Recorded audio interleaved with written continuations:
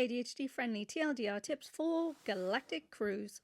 Tip 0 is to know the goal of the game, and the goal of Galactic Cruise is to maximize your company's points by efficiently building shuttles, attracting the right guests, and launching them right into space for lots and lots of points. Tip number 1 is do not read this like a novel. It's a great book, but do a Z scan and only read the bold keywords and look at the pictures. Your brain reverse engineers rules better from images than walls of text. Tip number 2 is to try and break down the board into sections. As soon as you do that, it kind of clicks into place. The network is the central location to the board, and that is where you will take all your actions. That's how you get your resources, your money, your agenda cards, and how you get blueprints as well. Your turn is relatively simple. You have workers, and on your turn, you can either place your worker on the board and take 2 actions, either in the spot that they're at or at adjacent locations that you have access to. Or you can call a meeting if you have no meeples left. So bring them back to your board, and you can choose one action take from a location that you have access to with your developments. Developments are a key part of the game. They allow you to access different action locations, but also make things cheaper in the game as well.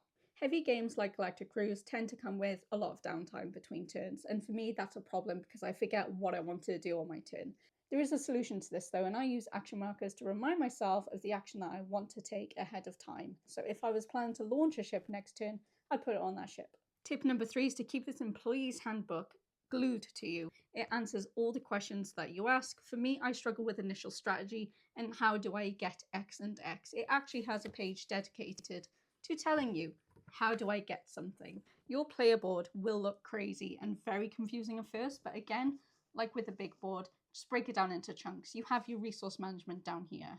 You have your section where your workers are, where you'll gain income and you'll unlock more workers. Here you'll unlock ship upgrades that actually go up to the top of your board, which will give you multipliers for your scoring when you finally go and land on the planet. And up here is a reminder of what you will score depending on the guests that you have on your ship when you go to land.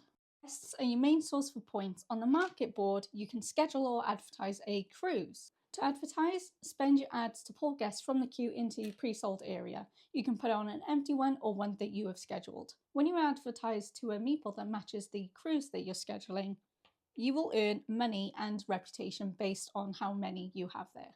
Pro tip, plan ahead. If the guest colour matches your ship's cabins and cruise destination, you'll score more and pay less ads. Use the schedule action to set your flight plan. Pop your cruise controller on the cruise you plan to launch and unlock a ship upgrade tile on your player board. This gives you a better bonus during income phase or a hefty one-off bonus.